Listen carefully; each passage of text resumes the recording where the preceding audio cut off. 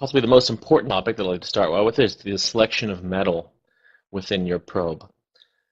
We carry four different classes of metals: tungsten, platinum, iridium alloy, iridium, and alloy or stainless steel, which are actually two different metals, but they perform very comparable to each other, so I'm lumping them together as one. I'd like to start with tungsten.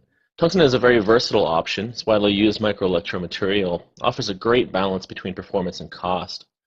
Some of the advantages of it, for why you should select it, are that it's extremely strong and stiff with great rigidity. It keeps its straightness very well when implanted deeply into tissue. It's great for acute and short-term chronic recording with a long published history of use. Tungsten has been being used in probes for a very long time. There's many papers that discuss its performance very well. It's also fairly biocompatible and non-toxic with great corrosion resistance, and it also has a very affordable cost. Some of the disadvantages of it are that it's not ideal for stimulation.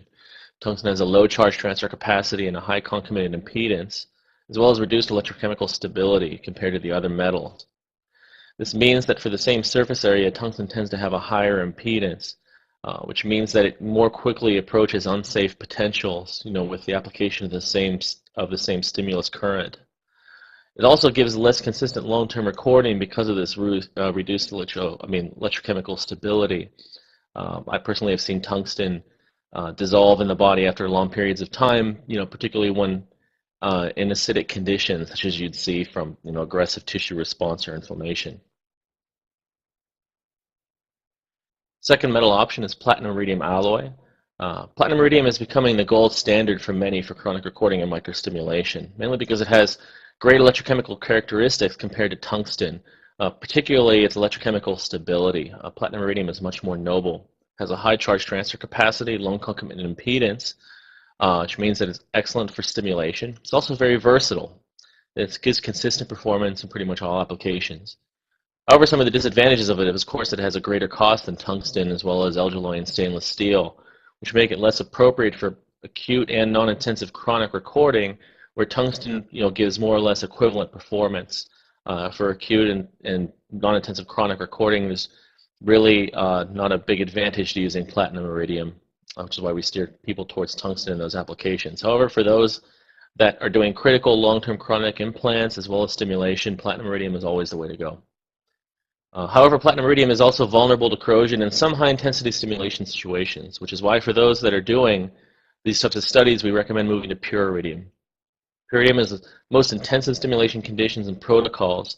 They offer unparalleled performance. They have excellent hardness and rigidity. It's one of the hardest metals known. Has great corrosion resistance.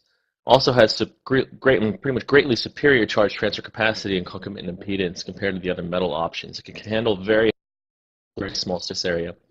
It can also be activated, which gives it even better performance. Or activation, current is run through it, which causes the growth of an oxide film, iridium oxide, which has many fast Faradaic options available to it, offers a lot of density. Some disadvantages are, of course, is that it has a very high cost compared to other metals due to its specialty nature, and it is only available in 100 micron diameter. Last metal options are alloy or stainless steel. As I mentioned earlier, these are actually two different metals. Alloy is cobalt chrome based, while stainless steel is, of course, iron based. However, they both have comparable performance and cost, and they're best for budget and specialty applications.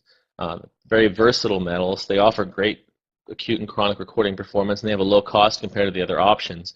Another big advantage of both of these is that due to their iron content, the electrode tracks can be visualized using Prussian blue staining.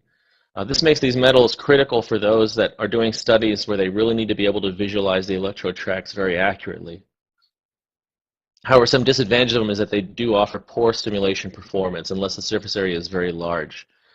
They both have large charge transfer capacity, low charge transfer capacity and electrochemical stability, and they both corrode readily in many conditions.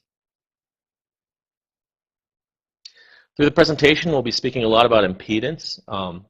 Impedance is a complicated topic because many times, the same impedance range in one type of electrode will give different performance in the body compared to a different electrode type. For instance, for the MEAs, where the electrode is the very tip of the electrode, versus the LMA, where the electrode is along the side of the electrode, the same impedance will tend to pick up different populations of neurons, which is why any discussion of impedance should be considered more of a rule of thumb. We always encourage researchers to experiment with different impedance ranges to determine which works best for their particular application and target.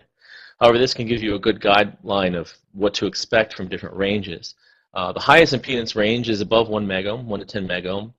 This range is typically used for researchers that are trying to achieve well-isolated single-unit recording.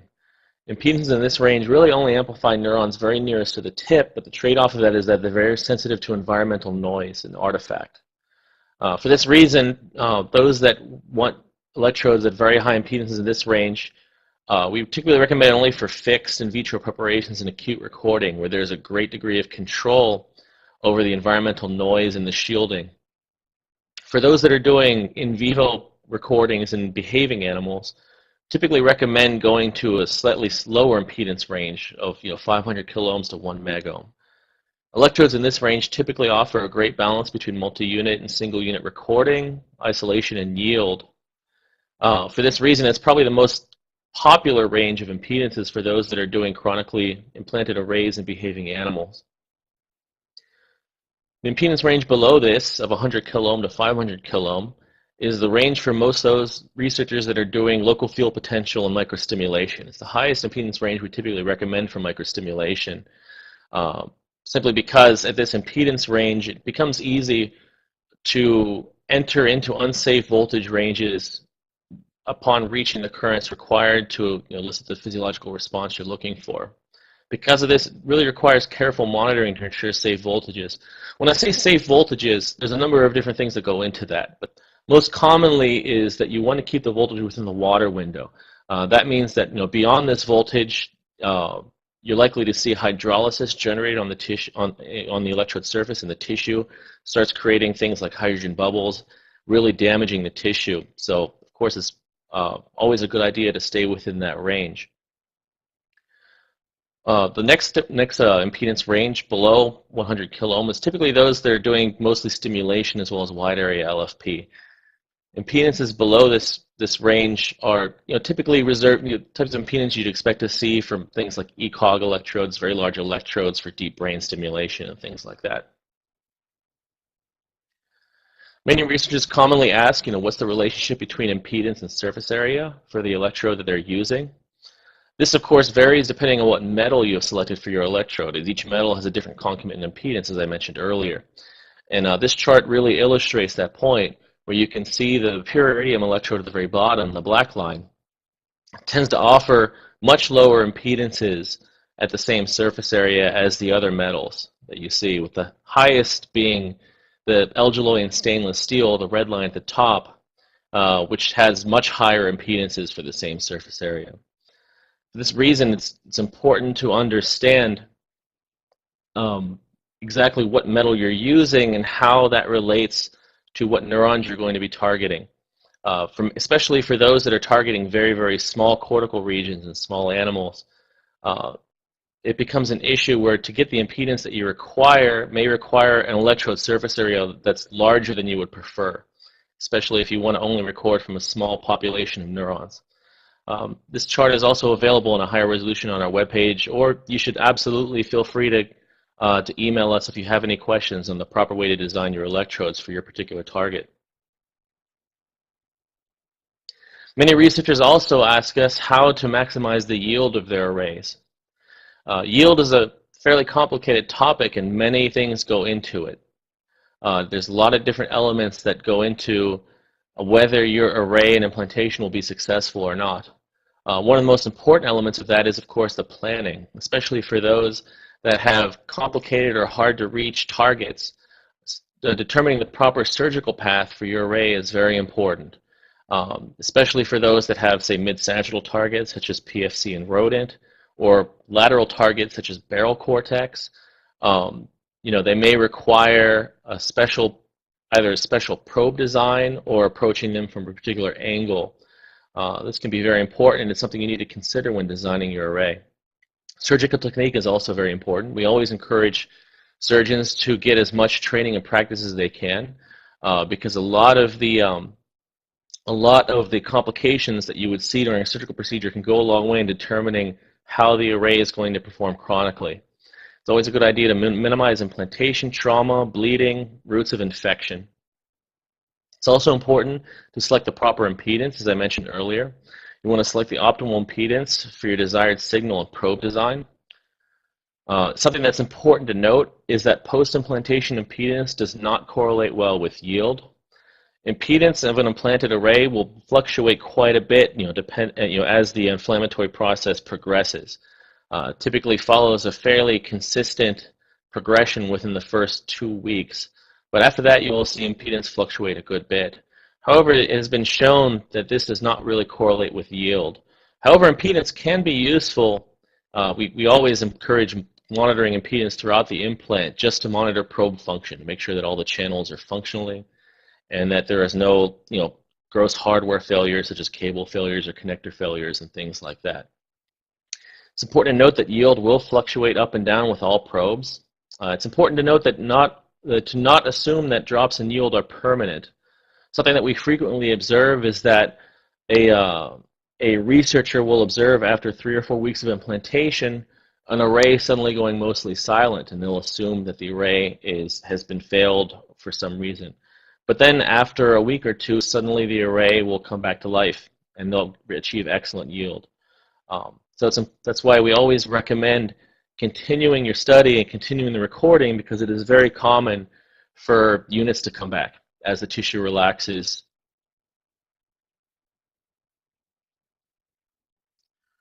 Common questions we receive regarding sterilization.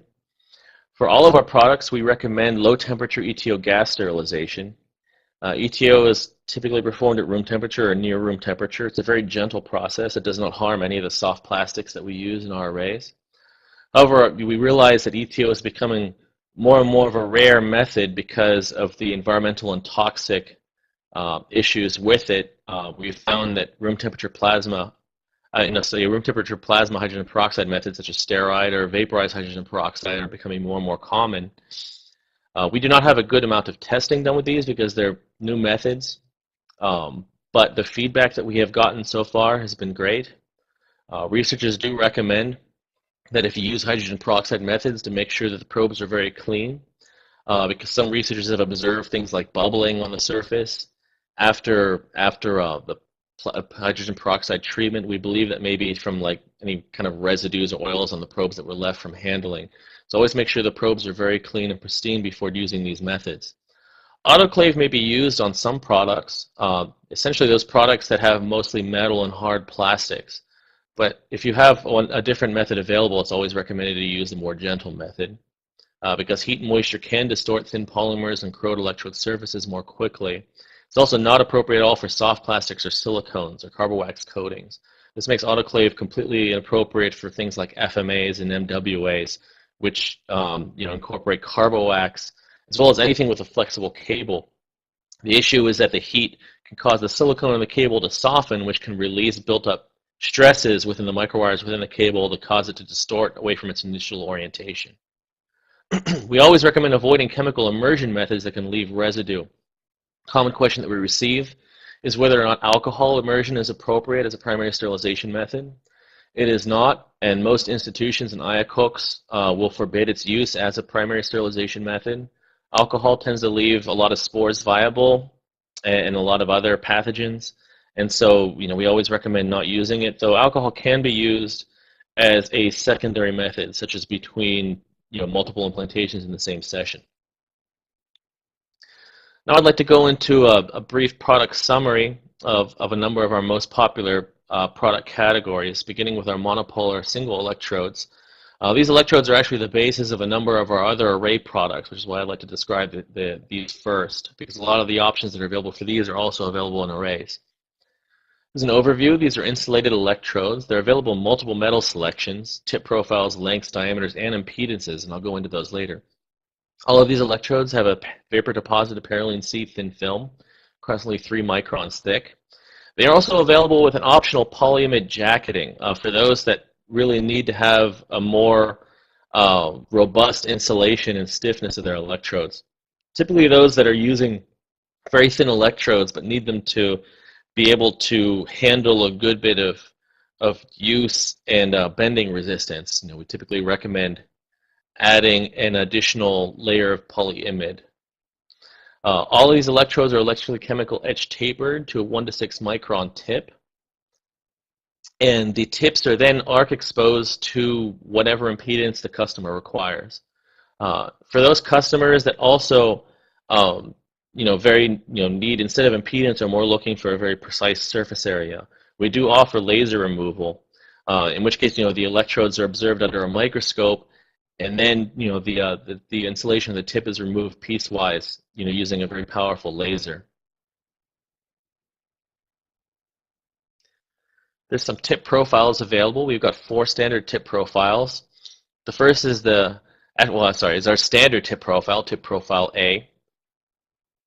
This has a 3 micron parylene C coating and is exposed tip with a 25 to 1 taper.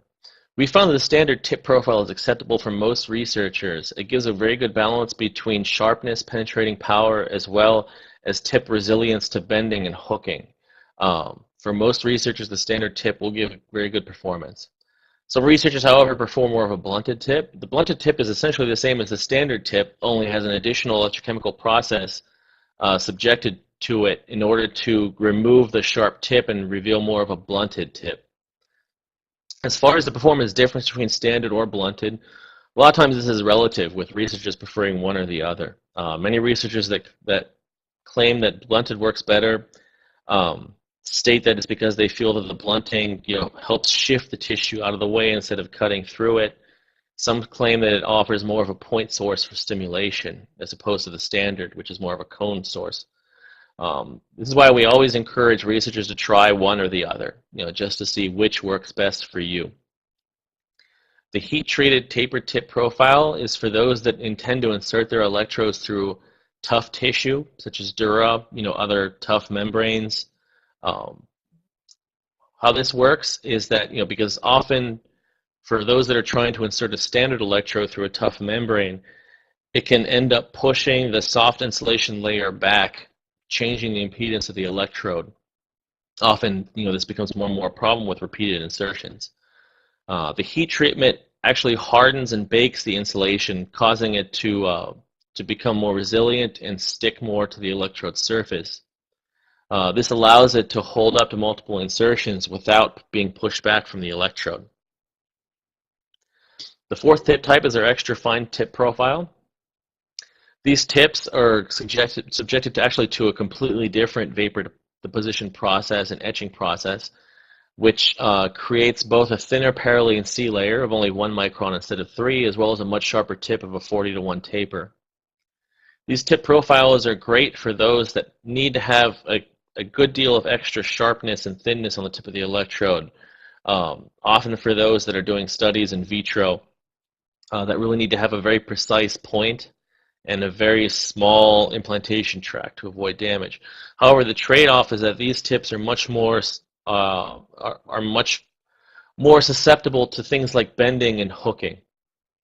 Because they're so thin and slender, really any deviation from a perfectly straight implantation will result in the electrode tip being bent, and thus these are not really recommended for those that are doing repeat implantations.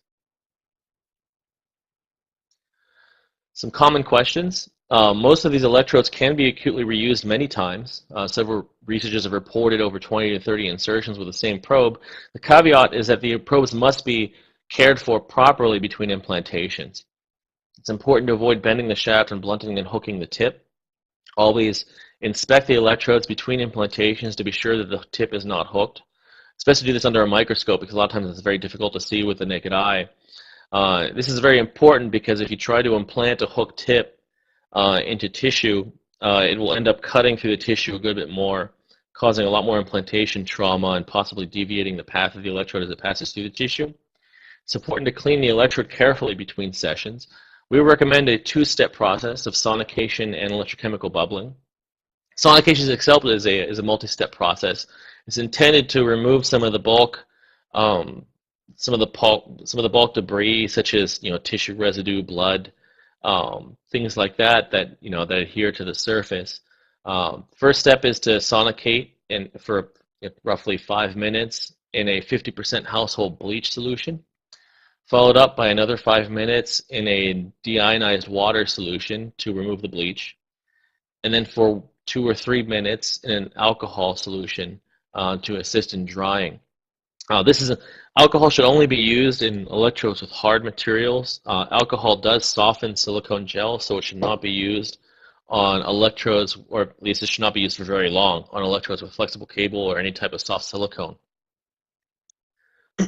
Also, I'd like to note that the cleaning protocol is included within a pamphlet in the products that we sell as well. If you have any questions at all on the proper way to clean your array, definitely get in contact with us without hesitation. Electrochemical bubbling is a very important process that returns the actual electrode surfaces to a mirror finish. How it works is that you apply a constant voltage of -3 volts.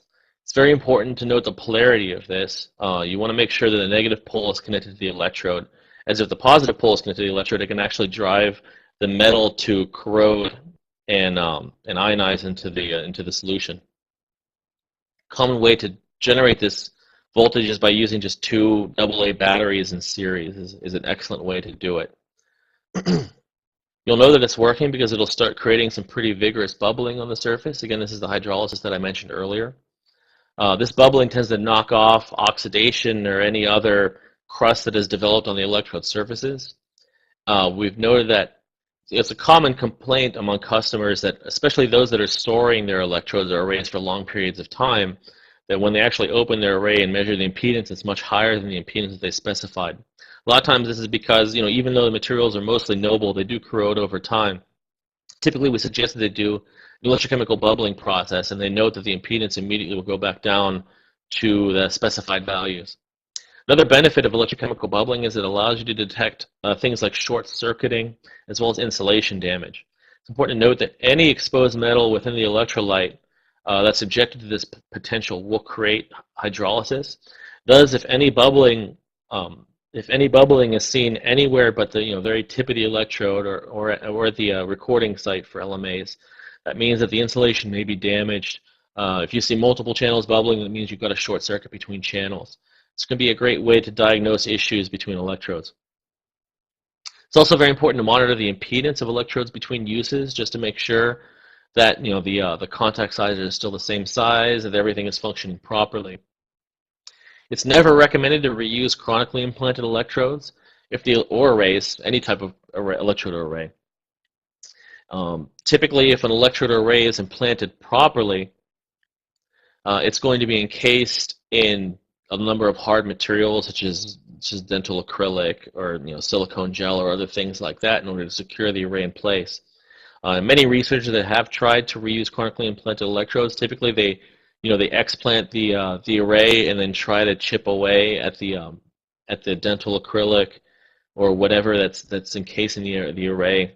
It's very, very easy to damage the array or the insulation during this process, which is why we never recommend using it, particularly for studies that are collecting data for publication, because it's nearly impossible to assure that the array will perform the same between chronic implants. As I mentioned earlier, we do have polyimide jacketing available. This is great for researchers that are immersing electrodes deep in electrolyte or tissue, like implanting electrodes beyond 10 millimeters or into an electrolyte bath, such as for tissue slices or other procedures in vitro. What this does is that it decreases things like leakage currents and capacitive shunting. It also provides a good deal of additional stiffness. We also received a question: what is the acceptable tip length for single electrodes? So the tip length will, I'm assuming that when you say tip length, you're stating the length of the exposed tip. As I mentioned earlier, this will change depending on the impedance that you select. Of course, if you would like a lower impedance, that typically results in a much greater tip exposure. As far as the length of the actual electrode, we can make electrodes up to a broad variety of lengths. Sometimes over 100 millimeters if you request. It's always recommended to understand the shielding requirements for the signal that you're collecting. Especially for high impedance electrodes that are outside the body, you need to make sure they're properly shielded, or you will pick up a good deal of environmental noise.